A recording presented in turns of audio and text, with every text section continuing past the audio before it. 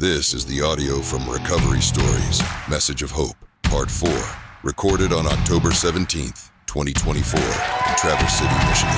Here's Chris Goss with his Message of Hope. Good evening. How are you doing? Real quick question. Who in here is a drug addict or alcoholic or in recovery, a person in recovery, whatever it is you like to fucking call it? Okay, cool. Glad you're here. Thanks for coming. Real quick, my name is Chris. And real quick backstory, I used to love to shoot drugs and drink. So now you know who I am. Now I'm going to say it like I'd say in my home group. You know, my name is Chris, and you know who I am. Because I know you, you know me. We got the same kind of story, just a different ship in the same ocean. You know, it was, real quick, there's going to be some swearing. All right, and so have you ever seen the movie Over the Top, when Hawk turns his hat around and he turns it on and things are going to get fucking serious? Well, the hat just got turned around, so here we go. All right, so check it out. Like I said, I'm 44 years old. I could claim I'm 23. Most people confuse me for a young guy. But the best, you know, what it is it's like, so I'm the third child. I'm an entitled kid, I guess you could say. So I was born in Detroit. My dad got moved to the air base in Battle Creek. He's an aircraft mechanic. So again, the third child. My brother's a cop in Coldwater. My sister's a mother of a child. I was the youngest. I had, have two sons. My sister has a son. My brother has two sons, and there's, so I was the funkle. Turns out I was the drunkle. But, what happens, so I'd only have, I think, a half hour. I could milk it a little bit. I'm not a very good public speaker, but God, can I fucking speak in public? So...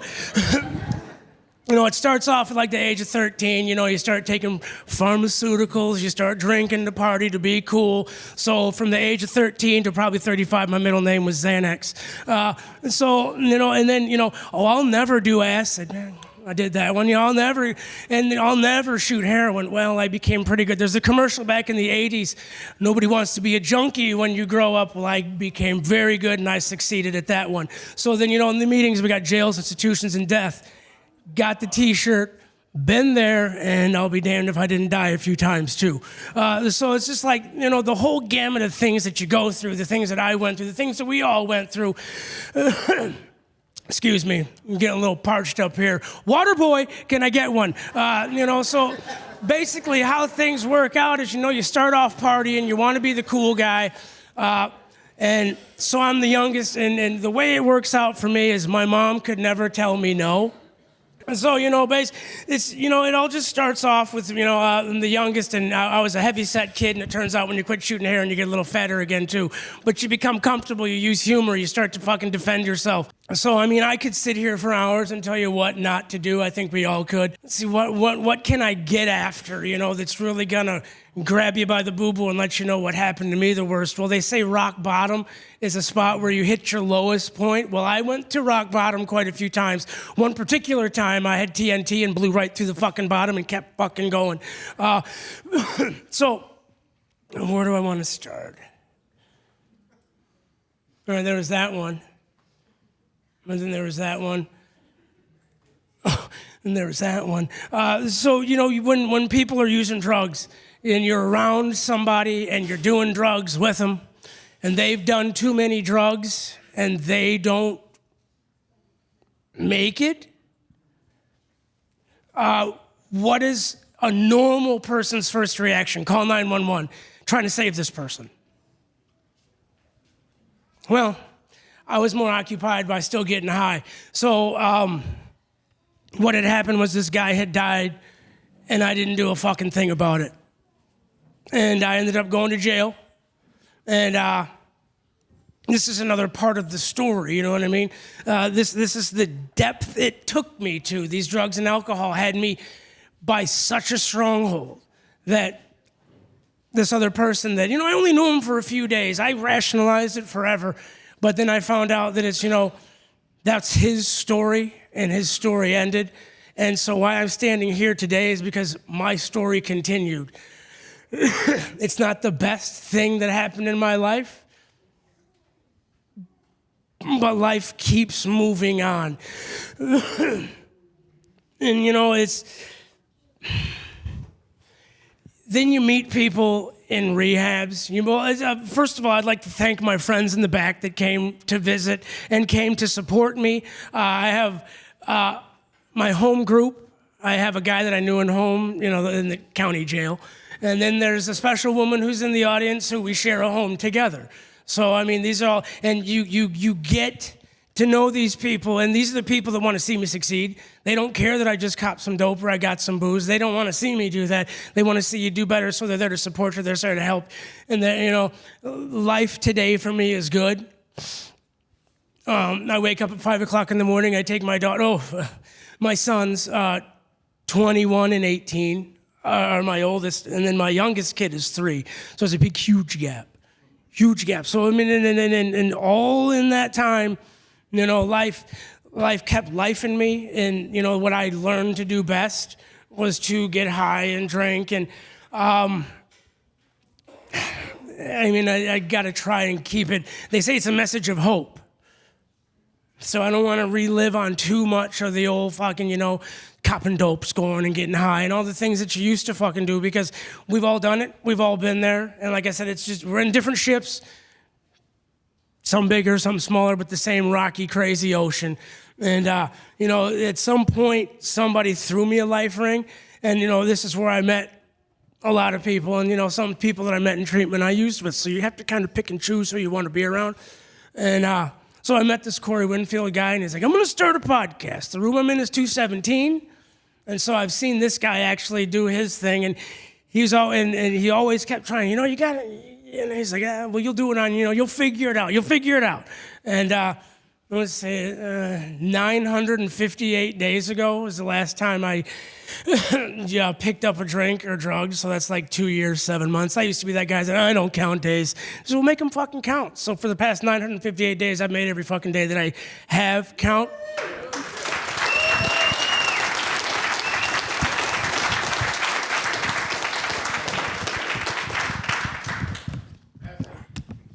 Ain't that the truth? It's so, then when I finally moved into a sober house that wasn't in Battle Creek, if you knew about Battle Creek, you heard war stories about Battle Creek. Wonderful town if you know the right people. Terrible place if you're a guy like me. So I moved up to Boyne City. Okay, I called it a piece of shit town for the first... I couldn't tell you how long it was, because I wasn't ready then, because then when I moved into a sober house, we're going to do everything they called the next step. I called it the next stumble. August 1st, I'm closing the place. In 30 days, you got to find somewhere to go. So, just like I had a recovery coach who called me and said he was going to kill himself. I had another person offer me drugs as a sponsor in Battle Creek. And so, I moved to Boyne City. We move into this sober house. And if you go back to the very beginning of the 217 Recovery Podcast, you'll probably hear about sexual relations. Or you'll hear any of these other things, because I was on part of that podcast. It was a very poignant time in my life. But then once I got, left the sober house, I was Northern Michigan sober, smoking reefer and drinking, because by God, you can buy it in a store. I think there's one down the road. I'm not from this town. But, it's... This is the craziest part about life today, is all these things. And I always told myself, I'll just smoke weed. I'll just smoke weed. Now, you know what? This weed wasn't good enough. So then during the time that I'm living Northern Michigan sober, I have my own apartment. I have my own car, things that I haven't had in quite a while. I get news that my father passed away. And so I'm not allowed to smoke in here, am I? Okay, I'll just wait. So the only way I could actually deal with my dad's death at the time, no matter how much I put in that needle, no matter how much I drank, my father was still in Fort Custer National Cemetery. So that didn't work. And I promised myself, if I got to feel the pot, I'll just smoke pot. Bullshit, because I did that one thing that made me feel really, really good and drown out the emotions and the things that I never wanted to feel. So I just knew that one thing that was always going to make everything better, and it turned out it didn't do well for me. So after this relapse began, they found me on the side of the road in my boss's van, unresponsive, after I had been driving back from wherever I was because I just got my giddy up to get my ducks in a row, and I couldn't wait to get home to do it because I needed it and I need it now. J.G. Wentworth, thank you. So, all the times that I've been in trouble before, all the, times that I was forced into treatment, all the times that I had to go do it, I never did it for myself. So so you get put on bond. Well, I guess that they give you PBTs and, drug screens when you're on bond, so they don't like it when you drop dirty or blow hot. And, so here I am, they let me out. It's 4 o'clock in the morning in Antrim County, and I'm from Battle Creek, where you can just get out of jail, go across the street, and go to the liquor store and cop some dope. I'm in the middle of fucking nowhere. 4 o'clock in the morning with no shoelaces, a tank top, a pair of shorts, and my sunglasses and everything else was in the van. So I called somebody that I knew, and she came and picked me up at 4:30 in the morning in Antrim County. She lived in Boyne. So this time the judge is like, you need to do some things. And, so here I am,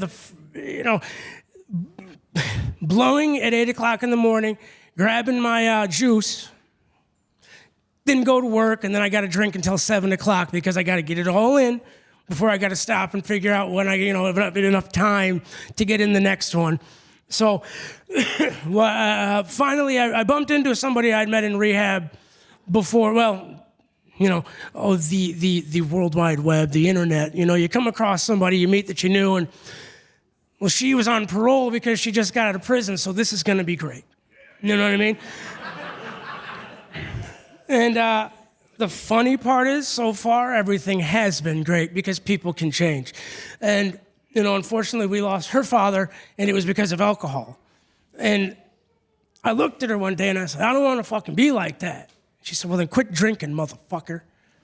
Yeah. Whew, that kind of hurt a little bit. And,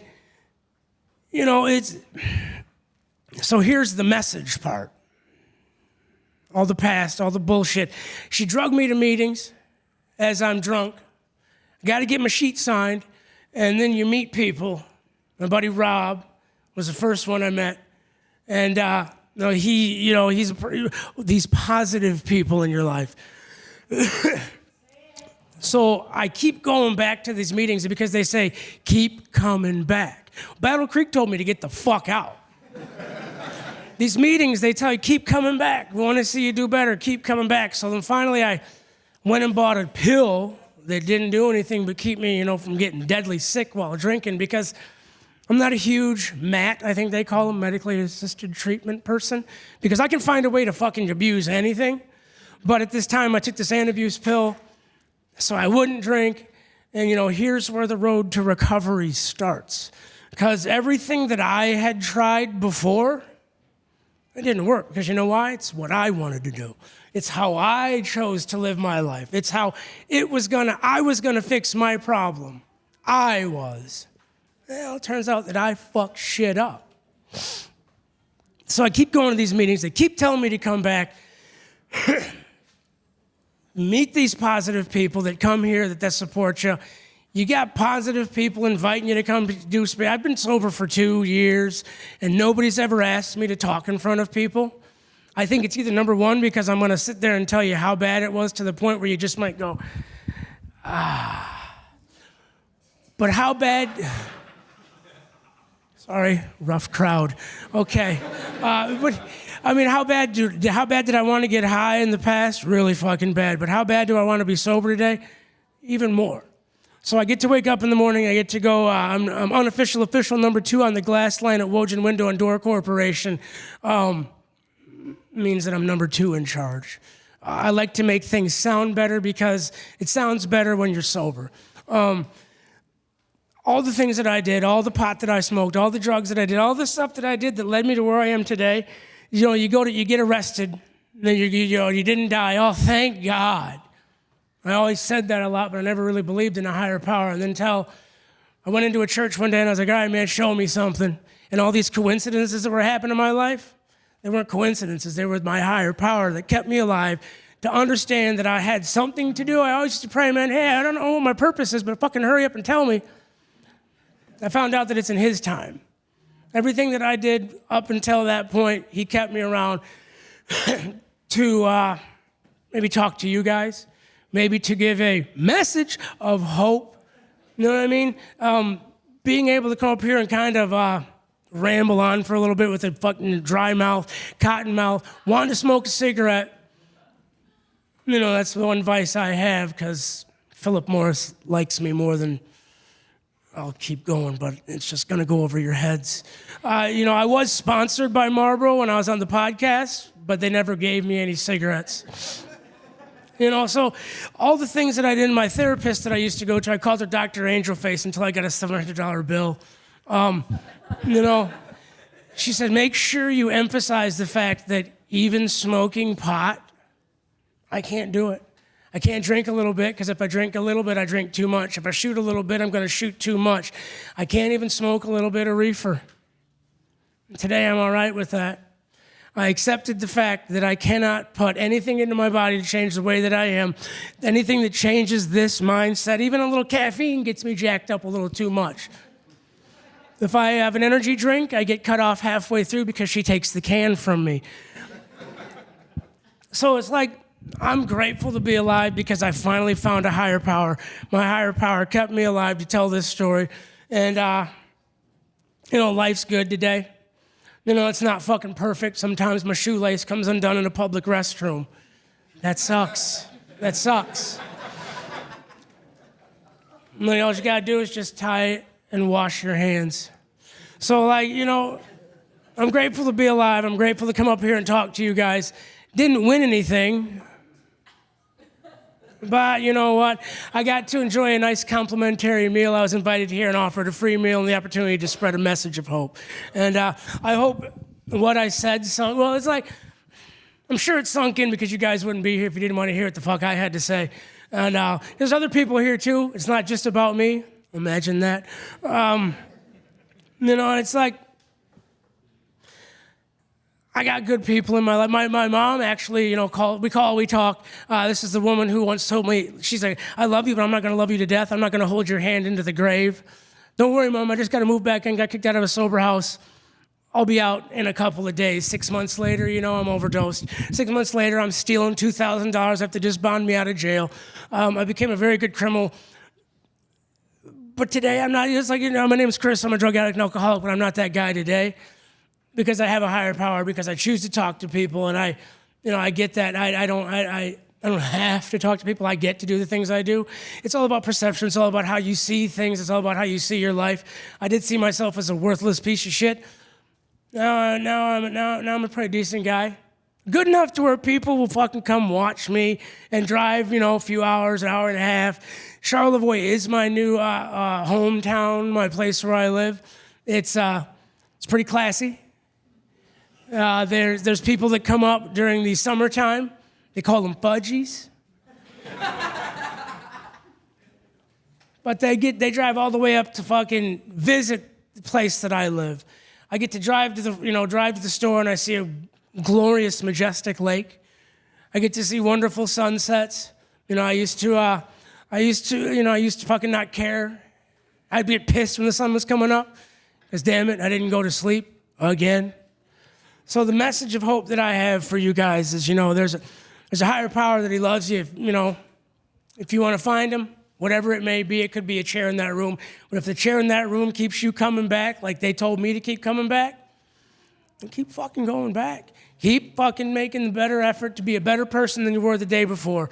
I don't know how much time I burned up. I didn't say burn it up. I'm just thinking about smoking. So, I mean, it's always good to see old friends, new friends, friends in recovery, these cameras that are looking at me, facial recognition.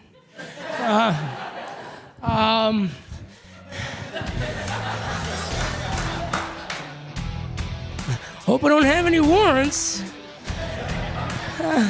Well, I hope you guys enjoyed it. I hope you learned something, because you know I fucking did. Thanks for coming out, guys. Thanks for listening to the 217 Recovery Podcast. Listen to over 900 episodes on the 217 Recovery app that's free in your app store or online at 217recovery.com.